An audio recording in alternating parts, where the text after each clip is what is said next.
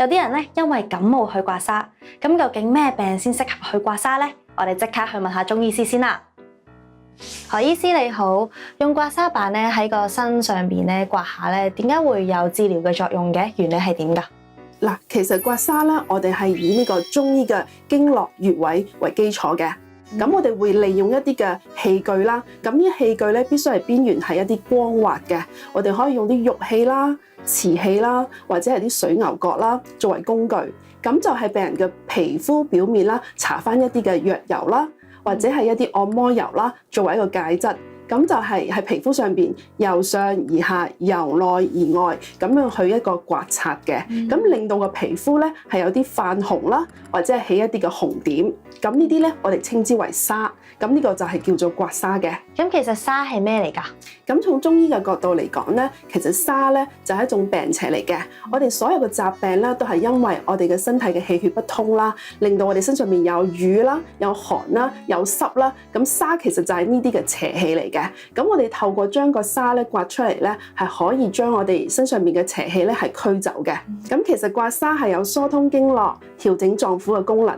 咁我哋透過刮痧咧係可以起到咧防治疾病嘅效果㗎。咁究竟邊啲症狀係適合刮痧㗎？不過其實咧刮痧嘅適應症咧係非常之廣泛嘅，所以咧好多嘅內外婦兒嘅病啦，我哋都可以用刮痧咧作為呢個預防啦同埋治療㗎。我諗好多人都好想知點樣具體去刮痧，我哋即刻而家去做啦。好啊，何醫師啊，我哋呢位同事咧成日都會肩頸痛㗎，想問下咧刮邊個位置咧可以幫佢舒緩到咧？以呢個頸啦、肩啦同埋呢個背脊係為主嘅，係啦。咁啊，首先我哋可能先上一上啲刮痧油啦，搽啲油先。咁跟住我就會落刀啦。咁啊，我哋通常刮痧咧就係由上而下嘅，咁樣啦嚇。我哋可以局部先刮咗頸先嘅，俾少少力嘅。咁如果佢覺得太痛咧，我哋就可以唔使咁大力啦。咁其實刮痧係咪會淨係刮背㗎？會唔會刮其他身體部位㗎？其實刮痧我哋可以刮埋其他嘅地方嘅。咁因應翻病人嘅病情啦，或者係病症啦，我哋會刮唔同嘅位置嘅。譬如如果係我哋嘅感冒啦，咁多數會刮呢個肩頸呢個位置啦，甚至係手踭個位置，可能我哋嘅曲池穴啦。咁另外咧，如果係胃痛嘅、胃脘脹嘅，咁我哋可能要刮佢嗰個胃脘部啦，好池嗰個位置嘅。咁依家我哋刮一刮佢嘅呢個肩頸位啦，嚇，見到其實開始泛紅啦，有少少起沙啦，嚇。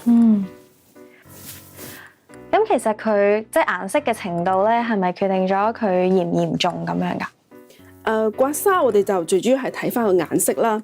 咁啊，一般嚟講，如果係輕微嘅泛紅嘅，咁可能就係一啲嘅風寒為主啦。但係如果刮到係啲顏色係比較紅嘅，好似佢咁啦，開始有少少紅啦，甚至係紫啦，呢啲咧就係啲濕氣嚟嘅。咁如果刮出嚟係一啲鮮紅色嘅，咁嗰啲可能就係佢個病人咧本身個火就好重嘅。唔該晒何醫師。咁我哋做呢啲專業嘅治療咧，都要揾翻專業嘅人士去幫手啦，唔好隨便去揾人幫手喎，避免有風險。